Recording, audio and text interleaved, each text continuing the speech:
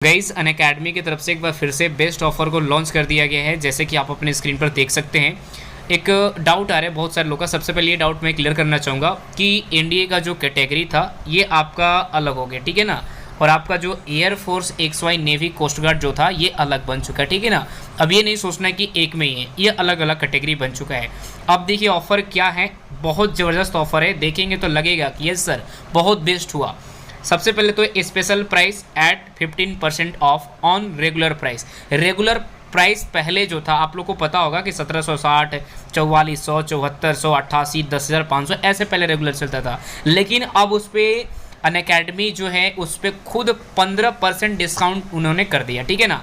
अब यहाँ पे कह रहा है कि 10% ऑफ यूजिंग एजुकेटर कोड। अगर हम लोग का कोड यूज़ करते हैं GCT10 तो 10% डिस्काउंट मिलेगा, ठीक है ना। अब देखो यहाँ ये ऑफर आपको 13 से लेकर मतलब 17 तारीख तक ये ऑफर रहेगा। अब आपको मैं समझाता हूँ। रेगुलर प्राइस जैसे कि आप अपने स्क्रीन पर देखिए साफ साफ कि रेगुलर प्राइस ये रहता था प्राइस। अब यहाँ पे स्पेशल प्राइस आपको बन गया 15% डिस्काउंट लगा के अनअकैडमी की तरफ से, ठीक है। अब आपको जब आप मतलब इनरोल करेंगे तो आपको ये अभी प्राइस दिखाएगा कब से कब तक, तो 13 तारीख से लेकर 17 तारीख तक, ठीक है ना। अब इसमें अगर हम लोग का कोड यूज़ करते हैं तो आपको 10% का डिस्काउंट मिलेगा, यहाँ पे लिख रहा है, ठीक है ना। अब आपको जो डिस्काउंट लग के बाद जो फाइनल प्राइस लगेगा यहाँ से आप देख सकते हो। पहले हम लोग का एक महीने का 1300 रुपये नहीं लग रहे थे, ज़्यादा लग रहे थे, ध्यान देना। पहले हम लोग का 2 साल के बहुत ज़्यादा आता था, लेकिन अब यहाँ पे हम लोग को मिल रहा है 8078 में। ये किस कैटेगरी का है पूरा ये चार्ट आपको मैं टेलीग्राम में भेज दूंगा, आराम से देख लेना। एनडीए का एयरफोर्स इसके लिए अगर आप लेना चाहेंगे, एयरफोर्स नेवी कोस्ट गार्ड के लिए तो सेम चीज़ है, सेम प्रोसेस है। ये भी एकदम सेम डेट तक ये ऑफर रखा गया है, ठीक है ना। आप देख सकते हैं यहाँ पे। लेकिन इसमें भी प्राइस का क्या है भाई, तो इसमें भी फंडा भैया कमी है, ठीक है ना। देख लीजिए आप, मतलब एनडीए कैटेगरी में प्राइस ज़्यादा है। अगर आप एयरफोर्स नेवी कोस्ट गार्ड तैयारी करते हैं इसके लिए कम रखा गया है, ठीक है ना।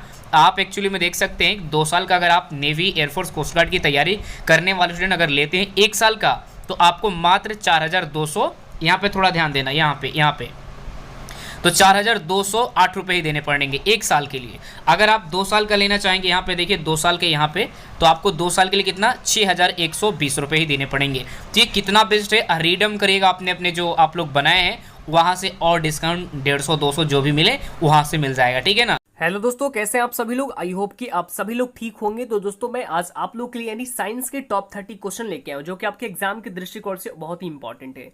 आपको मैं बता दूं कि जो आपका वैकेंसी आई है, जो AA और SSR या फिर आपका MR की जो वैकेंसी आने वाली है, उन सभी से रिलेटेड आपके ये सारे क्वेश्चन होंगे। ये सारे क्वेश्चन प्रीवियस ईयर क्वेश्चन है, ठीक है। बिल्कुल आपको सटीक सारे क्वेश्चन मिलेंगे। कई बार एग्जाम में पूछे जाने वाले ये सवाल रहेंगे आपके इस वीडियो में। तो चलिए शुरू करते हैं।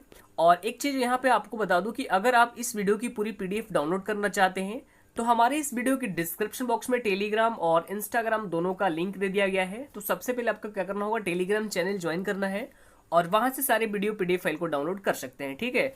तो चलिए शुरू करते हैं। और यहाँ पर देखेंगे पहला क्वेश्चन आप लोगों की स्क्रीन के ऊपर ये है।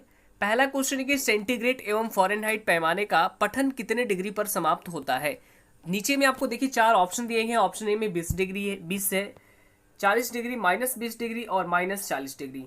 देखिए अगर आपको इस क्वेश्चन का राइट आंसर पता है तो आप सभी लोग कमेंट बॉक्स में जरूर कमेंट करेंगे। और वैसे इस क्वेश्चन का right answer option number D हो जाएगा। डी में हमारे पास क्या है, 40 डिग्री हो जाएगा राइट आंसर, ठीक है। जो सेंटीग्रेड एवं फ़ारेनहाइट पैमाने का पठन वो सिर्फ और सिर्फ -40 डिग्री पैमाने यानी -40 डिग्री पर समान होता है, जो कि ऑप्शन नंबर डी हो जाएगा इस क्वेश्चन का राइट आंसर, ठीक है।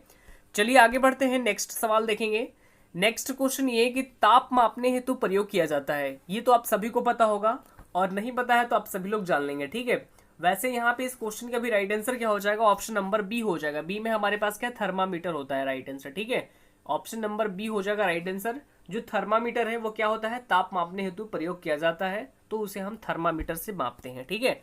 अगला क्वेश्चन देखेंगे। नेक्स्ट सवाल आपकी स्क्रीन के ऊपर है कि तरल पदार्थ में होते हैं, क्या होते हैं, राइट आंसर कमेंट करेंगे। ऑप्शन ए में है रेखीय प्रसार गुणांक, ऑप्शन बी क्षेत्रीय प्रसार गुणांक, ऑप्शन सी आयतन प्रसार गुणांक और ऑप्शन डी में उपयुक्त में से कोई नहीं। राइट आंसर कमेंट करेंगे आप सभी लोग। क्वेश्चन नंबर 3 का तरल पदार्थ में होते हैं तो ये होते हैं ऑप्शन नंबर सी हो जाएगा राइट आंसर। आयतन प्रसार गुणांक हो जाएगा राइट आंसर, जो ये क्या होता है तरल पदार्थ में होता है। चलिए अगला सवाल यहाँ पे देखेंगे। अगला सवाल ये कि 1 कैलोरी बराबर कितना होता है। आपके 4 ऑप्शन दिए गए हैं। ऑप्शन ए में है 2.84864 जूल, ऑप्शन बी में है 2.4 जूल, ऑप्शन सी में है 4.186 जूल और ऑप्शन डी में है इनमें से कोई नहीं।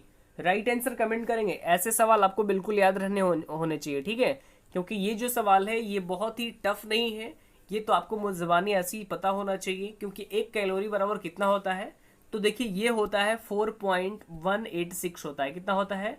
4.186 जूल होता है। ये आपको यहाँ पे याद रखना होगा, इसलिए इस क्वेश्चन का right answer option number C हो जाएगा। आगे बढ़ते हैं। अगला सवाल यहाँ पे ध्यान से देखेंगे कि जल का आयतन 4 डिग्री सेल्सियस से 0 डिग्री सेल्सियस होने पर क्या होता है। ऑप्शन ए में घटता है, ऑप्शन बी बढ़ता है, ऑप्शन सी अपरिवर्तित रहता है और ऑप्शन डी में क्या है, इनमें से कोई नहीं। राइट आंसर कमेंट करेंगे क्वेश्चन नंबर 5 का। जल का जो आयतन होता है जो 4 डिग्री सेल्सियस से 0 डिग्री सेल्सियस पर होने पर मतलब क्या होता है, तो ये क्या होगा, सिर्फ और सिर्फ बढ़ेगा, ठीक है, जो कि ऑप्शन नंबर बी हो जाएगा राइट आंसर। यहाँ पे ध्यान से देखिए कि 4 डिग्री सेल्सियस से अगर 0 डिग्री सेल्सियस होता है तो जब जल का आयतन जब 4 डिग्री सेल्सियस से अगर 0 डिग्री सेल्सियस होता है तो ये क्या होगा, आयतन उसका बढ़ेगा, जो कि ऑप्शन नंबर बी हो जाएगा राइट आंसर। चलिए आगे बढ़ते हैं। अगला सवाल यहाँ से ध्यान से देखेंगे कि किस तापमान पर फ़ारेनहाइट और सेल्सियस पैमाने को पठन समान होता है। ऑप्शन ए में है 574.25 डिग्री, ऑप्शन बी में है 373 डिग्री, ऑप्शन सी में है 273 डिग्री और ऑप्शन डी में है 437.25 डिग्री। राइट आंसर कमेंट करेंगे आप सभी लोग। और देखिए यहाँ पे क्वेश्चन नंबर 6 का राइट आंसर क्या हो जाएगा, सभी लोग को पता भी होगा शायद इसका क्वेश्चन, आप पता अगर आपको पता है तो राइट आंसर कमेंट करेंगे क्वेश्चन नंबर 6 का। देखिए इस क्वेश्चन का right answer option number A हो जाएगा, यानी 574.25 डिग्री सेल्सियस हो जाएगा राइट आंसर, जो कि ऑप्शन नंबर ए हो जाएगा राइट आंसर, ठीक है। आगे बढ़ते हैं। अगला सवाल देखेंगे ध्यान से, बहुत ही अच्छा सवाल है, कई बार एग्जाम में पूछा गया है। फ़ारेनहाइट तापमापी पर जल जमता है। ऑप्शन ए 32 डिग्री पर, ऑप्शन बी 0 डिग्री पर, ऑप्शन सी 48 डिग्री पर या ऑप्शन डी में है 37 डिग्री पर। क्वेश्चन क्या है कि फ़ारेनहाइट तापमापी पर जल जमता है, कब जमता है, तो ये जमता है 32 डिग्री पर। ऑप्शन नंबर ए हो जाएगा राइट आंसर, ठीक है। अगला क्वेश्चन देखेंगे ध्यान से कि सेल्सियस तापमान है, बहुत ही अच्छा सवाल है। सेल्सियस तापमान है क्या है, ऑप्शन ए एक सापेक्ष तापमान है, ऑप्शन बी में एक निरपेक्ष तापमान है या ऑप्शन सी में एक विशिष्ट तापमान है या फिर ऑप्शन डी में इनमें से कोई नहीं। इस क्वेश्चन का भी right answer option number C हो जाएगा। सी पे क्या है, एक क्या है, विशिष्ट तापमान है। जो सेल्सियस है ये क्या है, एक विशिष्ट तापमान है, ठीक है। आगे बढ़ते हैं। अगला सवाल यहाँ से ध्यान से देखेंगे कि बहुत उच्च तापमान को मापने के लिए हम प्रयोग करते हैं, यानी बहुत उच्च तापमान है, सबसे हाई क्वालिटी को तापमान को मापने के लिए हम क्या चीज़ का प्रयोग करते हैं। ऑप्शन ए मरकरी तापमापी, ऑप्शन बी प्लेटिनम प्रतिरोध तापमापी या फिर ऑप्शन सी प्राइमरी पाइरोमीटर या फिर ऑप्शन डी में इनमें से कोई नहीं। राइट आंसर कमेंट करेंगे आप सभी लोग। और देखिए इस क्वेश्चन का भी right answer option number C ही हो जाएगा। सी में हमारे पास क्या है, पाइरोमीटर हो जाएगा राइट आंसर, ठीक है। बहुत उच्च तापमान मापने के लिए हम क्या प्रयोग करते हैं, पाइरोमीटर को प्रयोग करते हैं। अगला सवाल देखेंगे क्वेश्चन नंबर 10 आपके स्क्रीन के ऊपर ही है कि 0 डिग्री सेल्सियस का केल्विन पैमाने पर शुद्ध मान क्या है। Option A 272.85 kelvin, option B में है 273.15 केल्विन, ऑप्शन सी में है 273 केल्विन और ऑप्शन डी 273.2 केल्विन। बहुत ही ऑप्शन में आपको डाउट लगता होगा और यहीं आप फंसते हैं, ठीक है। 273 272 आपको दिया गया है लेकिन आप इसमें फंसते हैं। और इस क्वेश्चन का right answer option number B हो जाएगा। बी में हमारे पास क्या है, यहाँ पे 273.15 केल्विन हो जाएगा राइट आंसर, ठीक है। 273.15 केल्विन हो जाएगा राइट आंसर, जो क्या है 0 डिग्री सेल्सियस का केल्विन पैमाने का शुद्ध मान है, ठीक है। आगे बढ़ते हैं। अगला सवाल ध्यान से देखेंगे कि केल्विन पैमाने पर पानी का क्वथनांक क्या होता है। Option A 373 kelvin, option B 273 kelvin, option C 100 kelvin और ऑप्शन डी में 230 केल्विन। राइट आंसर कमेंट करेंगे आप सभी लोग क्वेश्चन नंबर 11 का। और इस क्वेश्चन का भी right answer option number A हो जाएगा। ए में हमारे पास क्या है, 373 केल्विन हो जाएगा राइट आंसर, ठीक है। चलिए आगे बढ़ते हैं। अगला सवाल यहाँ पे ध्यान से देखेंगे, क्वेश्चन नंबर 12 आपके स्क्रीन के ऊपर है कि निम्न ताप मापने के लिए सबसे उपयुक्त गैस क्या है। ऑप्शन ए में है hydrogen, option B helium, option C nitrogen, option D में है ऑक्सीजन। राइट आंसर कमेंट करेंगे आप सभी लोग, क्वेश्चन नंबर 12 यानी 12 का। और इस क्वेश्चन का भी right answer option number B हो जाएगा। बी में हमारे पास क्या है, हीलियम हो जाएगा राइट आंसर। ठीक है, हीलियम राइट आंसर हो जाएगा, जो क्या है कि ताप मापने के लिए सबसे उपयुक्त गैस है हीलियम। ठीक है, आगे बढ़ते हैं। अगला सवाल ध्यान से देखेंगे कि वह ताप जिस पर बर्फ, पानी और इसका वाष्प संतुलन में रहते हैं कहा जाता है। ऑप्शन ए में है हिमांक, ऑप्शन बी क्वथनांक, ऑप्शन सी क्रांतिक बिंदु और ऑप्शन डी में है त्रिक बिंदु। तो हम क्या कहते हैं, त्रिक बिंदु कहते हैं, जो कि ऑप्शन नंबर डी हो जाएगा इस क्वेश्चन का राइट आंसर। ठीक है, अगला सवाल देखेंगे यहाँ पे कि नियत दाब गैस तापमापी की रचना एवं क्रिया विधि किस सिद्धांत पर आधारित है। ऑप्शन ए बॉयल के नियम, ऑप्शन बी दाब के नियम, ऑप्शन सी चार्ल्स के नियम, ऑप्शन डी में है इनमें से कोई नहीं। राइट आंसर सभी लोग कमेंट करेंगे, ऑप्शन नंबर सी हो जाएगा वैसे इस क्वेश्चन का राइट आंसर। ठीक है, यानी चार्ल्स का नियम। ठीक है, आगे बढ़ते हैं। अगला सवाल आपके स्क्रीन के ऊपर है कि ताप की संकल्पना ऊष्मागतिकी के किस नियम से मिलती है। ऑप्शन ए शून्यवा नियम, ऑप्शन बी में है प्रथम नियम, ऑप्शन सी द्वितीय नियम, ऑप्शन डी में है तृतीय नियम। राइट आंसर कमेंट करेंगे क्वेश्चन नंबर 15 यानी 15 का। और इस क्वेश्चन का भी right answer option number A हो जाएगा, यानी शून्यवा नियम, यानी जीरो वाला नियम हो जाएगा राइट आंसर। ठीक है, नेक्स्ट देख लेंगे क्वेश्चन। नेक्स्ट क्वेश्चन ये कि अचर आयतन गैस तापमापी जिस नियम के अनुसार कार्य करता है वह क्या है। ऑप्शन ए दाब के नियम, ऑप्शन बी चार्ल्स के नियम, ऑप्शन सी पास्कल के नियम और ऑप्शन डी इनमें से कोई नहीं। और यहाँ पे भी इस क्वेश्चन का right answer option number A हो जाएगा। ए में हमारे पास से दाब का नियम हो जाएगा राइट आंसर, जो कि अचर आयतन गैस तापमापी जिस नियम के अनुसार कार्य करता है वो दाब के नियम पर ही कार्य करता है। ऑप्शन नंबर ए हो जाएगा राइट आंसर। ठीक है, आगे बढ़ते हैं। हमारे पास अगला सवाल देखेंगे कि पारे का तापमापी किस ताप तक प्रयुक्त हो सकता है। ऑप्शन ए में है 260 degree Celsius, option B 100 degree Celsius, option C में है 500 डिग्री सेल्सियस और ऑप्शन डी में है 360 डिग्री सेल्सियस। और इस क्वेश्चन का right answer option number D हो जाएगा, यानी 360 डिग्री सेल्सियस हो जाएगा राइट आंसर। ठीक है, आगे बढ़ते हैं। अगला सवाल देखिए यहाँ पे कि प्लेटिनम प्रतिरोध तापमापी का परिसर क्या है। ऑप्शन ए में है -200 डिग्री सेल्सियस से 1200 डिग्री सेल्सियस तक, या फिर ऑप्शन बी में दिया गया है आपको कितना 0 डिग्री सेल्सियस से 1200 डिग्री सेल्सियस तक, या फिर आपको ऑप्शन सी में दिया गया है -200 डिग्री सेल्सियस से 1500 डिग्री सेल्सियस और ऑप्शन डी में -273 डिग्री सेल्सियस से 500 डिग्री सेल्सियस। सभी लोग राइट आंसर कमेंट करेंगे क्वेश्चन नंबर 18 यानी 18 का। प्लेटिनम प्रतिरोध तापमापी का परिसर क्या है, तो ये है ऑप्शन नंबर ए हो जाएगा राइट आंसर, जो कि -200 डिग्री सेल्सियस से लेकर 1200 डिग्री सेल्सियस तक होता है। ठीक है, नेक्स्ट देख लेंगे क्वेश्चन। अगला सवाल आपके स्क्रीन के ऊपर ही है, बहुत ही अच्छा सवाल है, ध्यान से देखेंगे।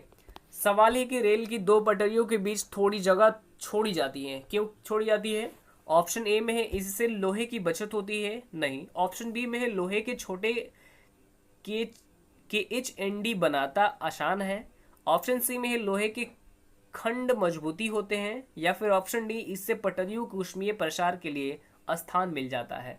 यही सवाल जो है ये कई बार पूछा भी गया एग्जाम में, और इसी का right answer option number D हो जाएगा, यानी इससे पटरियों के ऊष्मीय प्रसार के लिए स्थान मिल जाता है। ऑप्शन डी हो जाएगा राइट आंसर। ठीक है, नेक्स्ट देख लेंगे क्वेश्चन नंबर 20 यानी 20 नंबर क्वेश्चन आपके स्क्रीन के ऊपर है कि पानी का घनत्व अधिकतम होगा कब होगा, यदि उसका ताप क्या होगा, 0 डिग्री होगा, या फिर 4 डिग्री पे सेल्सियस पे होगा, या फिर 32 डिग्री सेल्सियस पे, या 100 डिग्री सेल्सियस पे। तो ये होगा 4 डिग्री सेल्सियस पे। ठीक है, 4 डिग्री सब सेल्सियस रहेगा तो पानी का जो घनत्व होता है वो अधिकतम होता है। ठीक है, 4 डिग्री सेल्सियस पे। अगला क्वेश्चन देखेंगे, क्वेश्चन नंबर 21 आपके स्क्रीन के ऊपर है कि 0 डिग्री सेल्सियस से 4 डिग्री सेल्सियस तक का पानी का आयतन क्या होता है, बढ़ता है, घटता है, या फिर अपरिवर्तित रहता है, या फिर शून्य हो जाता है। और यहाँ पे इस क्वेश्चन का right answer option number B हो जाएगा, यानी घटता है। 0 डिग्री सेल्सियस से 4 डिग्री सेल्सियस तक का पानी जो होता है उसका आयतन क्या होगा, घटने लगता है। ठीक है, नेक्स्ट देख लेंगे क्वेश्चन नंबर 22 आपके स्क्रीन के ऊपर है कि आदर्श गैस के लिए दाब प्रसार गुणांक व आयतन प्रसार गुणांक क्या होते हैं। ऑप्शन ए में है बराबर होते हैं, ऑप्शन बी बराबर नहीं होते हैं, ऑप्शन सी शून्य होते हैं, या फिर ऑप्शन डी इनमें से कोई नहीं। तो देखिए इस क्वेश्चन का right answer option number A हो जाएगा, यानी बराबर होते हैं। जो आदर्श गैस के लिए दाब प्रसार गुणांक व आयतन प्रसार गुणांक क्या होते हैं, आपस में बराबर होते हैं। ऑप्शन ए हो जाएगा राइट आंसर। आगे बढ़ते हैं, अगला सवाल देखेंगे कि सार्वत्रिक नियतांक का एसआई मात्रक क्या होता है। आपके एग्जाम में एसआई यूनिट से जितने सवाल पूछे जाते हैं, एक ना एक सवाल तो आपके पूछे जाते हैं एग्जाम में, ठीक है। तो एसआई यूनिट से आप सवाल जो आएंगे आपको यहाँ पे याद रखना होगा, ठीक है। पहले यहाँ पे देख लेंगे क्या हमारे पास है कि सार्वत्रिक नियतांक का एसआई मात्रक क्या होता है। ऑप्शन ए में है erg degree Celsius, option B dyne, option C में है जूल मोल, या फिर option D mole kelvin. Right answer comment करेंगे क्वेश्चन नंबर 23 का। और इस क्वेश्चन का right answer option number C ही हो जाएगा, यानी जूल मोल हो जाएगा राइट आंसर, ठीक है। नेक्स्ट सवाल की ओर बढ़ते हैं। अगला सवाल ध्यान से देखेंगे कि किसी लोहे के गेंद को गर्म करने पर सबसे अधिक प्रतिशत वृद्धि होती, आयतन में या फिर क्षेत्रफल में या फिर त्रिज्या में या फिर इनमें से कोई नहीं। सवाल को अच्छे से समझिए कि किसी लोहे की गेंद को अगर हम गर्म करते हैं तो सबसे अधिक प्रतिशत वृद्धि क्या चीज में होगी, आयतन में होगा या फिर क्षेत्रफल में या फिर त्रिज्या में या फिर इनमें से कोई नहीं। तो ये होगा आयतन में, ठीक है। अगर हम उसको गर्म करते हैं तो उसका आयतन क्या होगा, वो नीचे का आयतन क्या होगा, बढ़ते रहता है, ठीक है। तो आयतन में वृद्धि होगी, जो कि ऑप्शन नंबर ए हो जाएगा राइट आंसर, ठीक है। आगे बढ़ते हैं, अगला सवाल देखेंगे और ये है आज का लास्ट क्वेश्चन। सवाल ये कि किसी छड़ को गर्म करने पर उसमें होने वाला प्रसार निम्न में से किस बात पर निर्भर नहीं करता।